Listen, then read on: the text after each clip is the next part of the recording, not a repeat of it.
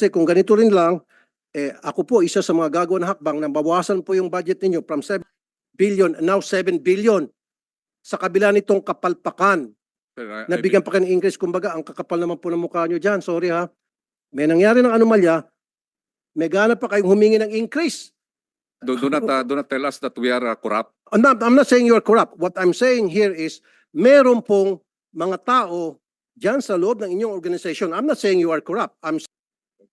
Saan po napunta to? Kasi kung ganito rin lang, ako po isa sa mga gagawa ng hakbang na bawasan po yung budget ninyo from 7 billion, tumaas pa nga kayo, 1 point something billion.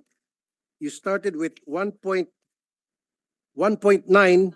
billion, and now 7 billion. Sa kabila nitong kapalpakan na nangyari. Sir, Nabigyan pa kayo ng increase. Kumbaga, ang kakapal naman po ng mukha nyo dyan. Sorry ha. Ang kakapal ng mukha nyo. Meron na nangyaring anomalya. Para sa akin, this is a big anomaly. May nangyari ng anomalya, may gana pa kayong humingi ng increase. Baka next year, hingig pa kayo, gawin nyo pang 12 billion. Gawin na natin 50 billion. Gusto mo 100 billion na lang.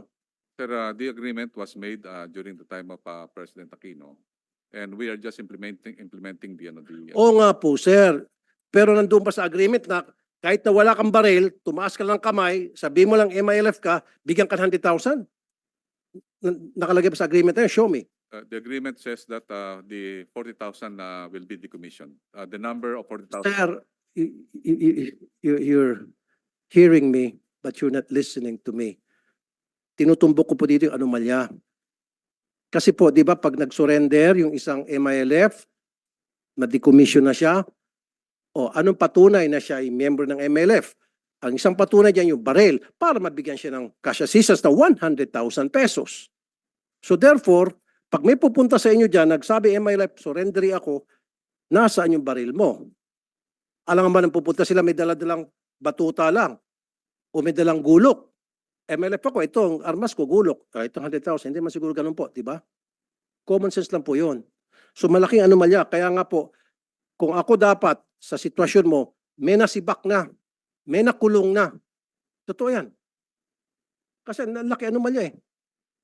40,000 versus 4,000. 46,000 versus 132 versus 4,000. Ito lang po ang gusto kong mangyari. Gusto ko, kung merong susunod na hearing, yung result ng gagawin yung investigasyon ngayon, sino-sinong involved sa korupsyon. May korupsyon dito, whether you like it or not. Meron po, ang laking discrepancy. Mag-imbestiga po kayo, dapat may managot. Ang laking pera po dito, ang nawala sa gobyerno. Your Honor, Dahil kung hindi po, sa susunod na Senate hearing, patatapyasan ko kayo ng budget. Your Honor, You can count on me on that. I could say that, proudly say that there is no corruption in this decommissioning. We are just following the agreement. Sir, Do not tell us that we are corrupt. I'm not saying you're corrupt. What I'm saying here is, meron pong mga tao dyan sa loob ng inyong organization. I'm not saying you are corrupt. I'm saying there are people there that are not doing their job or maybe they're involved in corruption. Because if they're not involved, common sense lang po ito, Secretary Galvez. Pag nagsabi ka ikaw ay combatant, di ba combatant meaning, meron kang baril. So kung meron kang baril, isusurrender mo yung kapalit ng 100,000. Your Honor, the categories of the firearms is not only individual firearms. We have also cruiser weapons. That cruiser weapons, meron po yung mga 5 o 6 po yung tao na. Then sana magmamatch pa rin. Isama mo na yung machine gun, isama mo yung cruiser weapon, kung ano pa mga weapon, kasama na dapat din. But I definitely take offense, Senator, that you are already telling us that there is a corruption. I believe that is not a correct accusation to us. Well, sir, I'm sorry. I'll stand by what I said. Meron pong corruption dito. Masaktan ka na, masaktan ka, I don't care. I'm talking on behalf of the taong bayan. Kasi nga, sir, very clear ng discrepancy dahil kung hindi po, kung hindi po talaga, kung wala po talagang korupsyon dito, sana nagmamatch tong numbers. Hindi po nagmamatch eh. At saka isa pa, dapat nag-imbestiga na kayo dati pa. Pinaliwanag nyo sa amin yung discrepancy. Ano nangyari? Yun lang po yun eh. Your Honors, Kasi we're talking of hundreds of thousands, may mga allegation pa nga, hindi nga natanggap daw yung yung pera. Your Honor, we are there. We are validating all Then prove to us na walang korupsyon. Then sabihin nyo sa amin bakit ganito kalaking discrepancy. Pag napaliwanag mo ng maayos, then babawiin kung sinabi ko rito. Your Honor, Mag-apologize pa ako sa'yo. Pero unless hindi mo ba ipaliwanag, then I'll stand by what I said, may corruption. Your Honor, the commissioning body is an international body that really facilitated the decommissioning. International bodies facilitating, pero sino nag-release ng pera? Tayo, Pilipino. DSW din nag-release ng Yes, pera. but To the recommendation of the body, kung ano may body sinasabi nyo. actually the body will not say that the individual is already validated, considering that international body is those are experts from I know, sir, but you're in the military, right? Define combatant. Define combatant. combatant can be the actual Yes. individuals Yes. holding the firearms. Holding firearms. So, ibig sabihin, meron siyang firearms. Yes. So, your job- definition, galing sa'yo, your definition of combatant is someone holding a firearm. So, yes. where is that firearm ng Sir, combatant na sumurrender na binigyan 100,000? Dapat magmamatch yan. Galing na mismo sa'yo, combatant is the one holding the firearm. you have Where are the firearms? ito nga natin sa Last na, sir, ano? Saka isa pa, sir, hindi ka ba nabulabog dito? 26,000 surrenderies na bigyan ng 100,000, umabot ng 2.6 billion and 4,000 lang firearms. Kasi kung ako, sir, sorry, I'm not saying you're corrupt. Sinabi ko sa loob ng organisasyon. Kung ako, sir, mababahala na ako. Kung ako talagang hell break loose. Sir, I have said earlier that the decommissioning of combatants have many process, including the decommissioning plus the SALW and also the DPAGs. DPAGs are the one in charge on those firearms that we considered as loose that had been given to the MILF and the MNLF. Those firearms that are personally owned, it will have a different program. And we believe. So ang sinasabi niyo, sir, okay, nabanggit ang kanina personal. So may pupuntang combatant, may baril ako. Hindi ko surrender to kasi personal ko to. Ganun ba yung nangyari? Kaya yun yung difference ng 26,000 to 4,000 lang na baril. Kasi karamihan sa kanila personal, declared as personal firearms. Tulad sinabi kanina ni Ma'am Raisa. Or sympathizers. Yes, Your Honor. Pumayag kayo ng ganon? Eh di dapat, wag nyo bigyan ng 100,000. Dapat pera kapalit ng baril. So, sorry sir, then sabihin natin walang korupsyon. Okay. Then, katangahan. Again, I'm sorry for the word.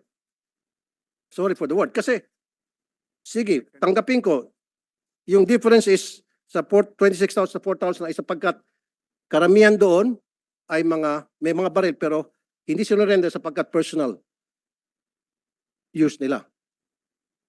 O ba't tayo pumayag, sir? Kasi kung ako, sir, hindi ako papayag.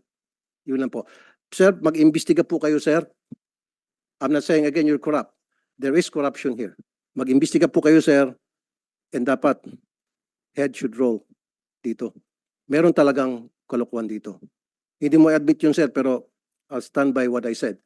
Maliban na lang, sir, kung ikaw ay nag-imbestiga at napakita mo sa amin, klarong-klaro na kung bakit ganito ang discrepancy, then babawiin kung sinabi ko. Pero kapag hindi niyo po napakita na ipaliwanag na maayos, I'll stand by what I'm saying here na there is corruption. And sa susunod po na hearing, pababawasan ko po yung budget ninyo. Pataas ng pataas 1.9 billion, naging 7 billion. Heck. Tapos baka next year, magiging 10 billion na. Wag naman po. I don't have anything against you, Secretary Galvez. I don't even know you. Yung sa akin, trabaho lang. May nakita akong kalokohan dito, pinupunan ko po. Wag ho kayo magalit. But magalit na kayo na magalit, I don't give a heck. Sir, What I'm doing is investigating in aid of legislation. Kasi po talaga it doesn't match. Tatanggapin ko na lang kasi sabi ni Secretary Galvez, then I'll accept it as Bible truth or as factual. Anyway, sir, bago ko umalis, ito lang habiling ko. Please investigate Anong nangyari dito sa napakalaking discrepancy? And then sino po yung mga taong nagkamali dito? Yung mga taong nagbigay ng pera o yung nag-process at nagbigay ng papel sa DSWD para mabigyan siya ng 100,000 each. And then stop na po natin yung siguro if we need to change the law na kapag ikaw ay surrendery, pwede mo hindi surrender yung firearm mo kasi personal use mo yon. Kalokohan yun. Eh, ba't ka nang surrender kung hindi mo isusurrender yung personal firearm mo? So, meron ka pa rin palang firearm. Pwede kang bumalik din. So, Secretary Galvez, sir, sana sa susunod na hearing, mag-attend ako. Gusto ko po magbigay ka ng report sa committee na ito, yung inyo pong findings. Bakit po napakalaking discrepancy ito? Ano nangyari? Di ba? Yun lang po talaga. Kasi sa ngayon, kaya nainit ulo ko dahil hindi po naging klaro sa akin. Marami kayong binanggit ng mga body, foreign body, whatever, still, for me, it doesn't connect. Para mag-connect para sa akin, kailangan masabi mo lang kung bakit nagkaroon ng ganito klaseng discrepancy.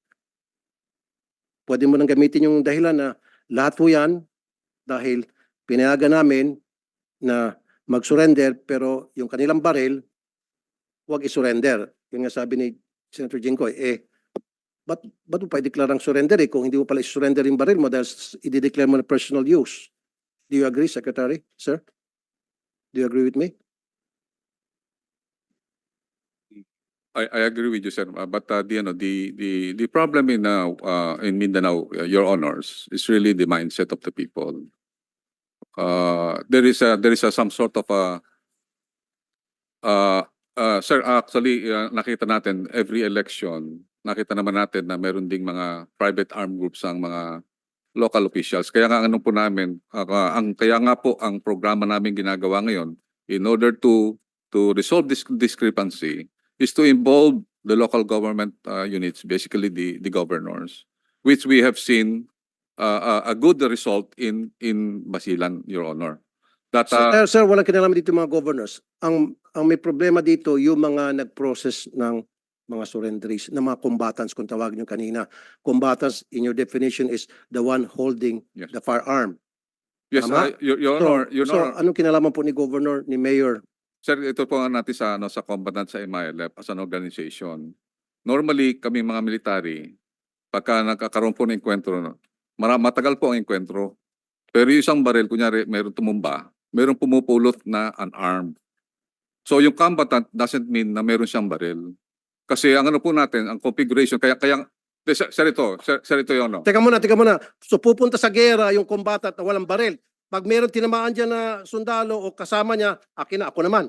Ganon? Yes, sir. Ano, Yes, sir. pelikula? Actually, sir, I don't think so. Sir, actually, sir, yan ang tinatawag naming pintakasi. We call it, sa ano, sir, yung sa, I've been in Mindanao for long time.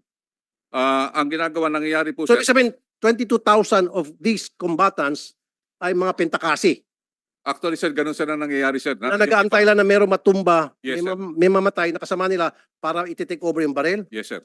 I'm sorry, sir, I'm not in the military, pero I don't buy that. Sorry, I'm doing this in defense of the military as well. Kasi po, in fact, marami pang tatanungin later, pero later na lang, kung tutuusin, talaga medyo hesitant ako dito sa amnesty program. Ang dami na nilang pinatay ng mga sundalo. Marami na mga nabiyuda, naging orphan. Dapat meron tayong matinding programa na to make sure na itong peace process na ito, amnesty program na ito, hindi mapagsamantalahan, not only from the other side, but also from within, na hindi magagamit ito sa korupsyon. Kawawa naman yung mga sundalo natin. Tapos, sasabihin natin, peace tayo ng peace. Pagkatapos, mag-ambush itong mga NPA. Tapos, ang palagi natin pinakikinggan yung nasa Norway. Yung patay na, sino yan? Dapat ang kinakausap ninyo yung si Joe Masison, Netherlands. Dapat ang kinakausap niyo yung mga kadre mismo sa mga iba't ibang probinsya. Hindi tayo nagpag-usap sa mga tao na nasa abroad. Sir, ilan na ang mga nabiyuda? Ilan na ang mga naging orphan? Dapat bigyan natin halaga yung buhay ng mga sundalo at mga polis natin. Huwag natin basta-basta na lang, sige, peace tayo, peace amnesty para, para pagkakitaan. And again, I'm not saying it's you. wag ho kayo maging masyadong defensive because I'm not referring to you. I'm referring to the body, to the organization na nagpo-process nitong pagsusurrender na para sa akin, paninindigan ko, pinagkakitaan. Hindi ho kayo naawa sa mga sundalo, hindi kayo naawa sa mga polis. Sir, I beg to disagree na pinagkakitaan po sa rin decommissioning because I myself really implementing this. I would like to really to Then to- show me proof. Kasi pag I will show nakita ka sa proof, akin ng proof, then babawiin ko I will show proof, sir. sa susunod na hearing. Yes, I will show proof that we are not corrupt. Okay. Then show me proof that you're not corrupt. Again, I'm not saying you are corrupt. I'm saying merong corruption. Kung sino yan, that's your job to find out. Ba't ka nagagalit, Secretary? Because you are accusing us that our organization is corrupt. Yes, because napakalaking discrepancy. Kahit na siguro itong si Juan de la Cruz niya sa kalye, makita itong sobrang laking discrepancy. There is a problem here. And we're talking about billions of pesos here. Kung pinag-usapan na po dito ay 200,000, 2 million, pwede, I'll let it go. Pero if we're talking about by the billions, come on, sir. There's something wrong. I'm not saying that you're corrupt. I don't know, ba't ka nagagalit? Talaga merong corruption dito. I'll stand by what I said. There is corruption. Unless may prove nyo sa akin, then come back sa next hearing, prove to me na walang corruption, then ako mismo magsasabi wala palang corruption. Okay, we will just, And I would even apologize. Pero kapag hindi nyo po napatunayan sa amin, naging klaro sa amin, may account itong 2.6 billion, then I'll say, corruption is corruption. Secretary Galvez, 1.4 billion, sabi mo 40 million euros, that's 1.4 billion. Being it is a World Bank ang nagano po fund manager po niyan. Wala po sa amin po 'yan. Wala. Wala Hindi, po sa amin po 'yan. hindi napunta sa inyo. Hindi po napupunta po sa amin po 'yan kasi ang ano po 'yan, diretso po sa BARM po napupunta 'yan. Pumunta sa BARM. Yes po, ang ano po niyan is the SPA is being signed by myself, the DFA and also with the Department of Finance. And the fund manager of this are World Bank and also the UNDP. Pero kasama dapat sa trabaho niyo po, sir, na i-monitor to make sure na Yes, itong yes, pera sir, ay yes, well sir. spent. Yes sir, actually So, sir, give us an accounting of this 1.4 billion, saan po napunta to? Paano ito Actually, na-disperse? Paano ito nagastos? actually magaganda po yung yung programa, especially yung Japan. Ang programa nila recently na we have signed with the DFA is yung yung food for schools. They're giving food for students, 15,000 targeted students. At the same time, may local production po, yung food na ginagawa po nila is locally produced by the farmers. Yeah, sabi nga po kanina ni Senator Amy, para hindi ko kayo pagdudahan, hindi ko kayo pag-isipan, dapat transparent po lahat. Dapat lahat documented. Yes, Kasi yes. kung, sir, salita ka lang, sabi mo, the body, commission, pagdududahan talaga kayo. Hindi nyo ako masisisi na I'll cry corruption. Because wala kayong mga dokumento, wala kayong mga ebidensya. So tulad nito, 1.4 billion, okay, sabi mo, pumunta sa BARM. Pero dapat, since dumaan sa inyo, or hindi dumaan sa kamay nyo, kasama sa trabaho nyo, i-monitor to make sure itong 1.4 billion were well spent money, hindi po napunta rin sa corruption on the other side. Yeah.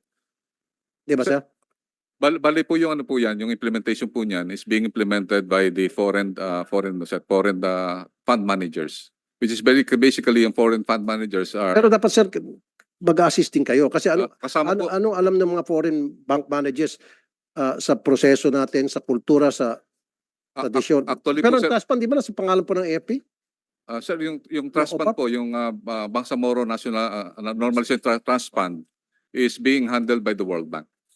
By the World Bank. Yes po, bali po ang proseso po niyan, Your Honors, is that yung BARM at saka po yung foreign funder, mayroong mga intended na mga beneficiaries. Pero sino pang nag-identify ng mga beneficiaries? BARM po ang nag-identified.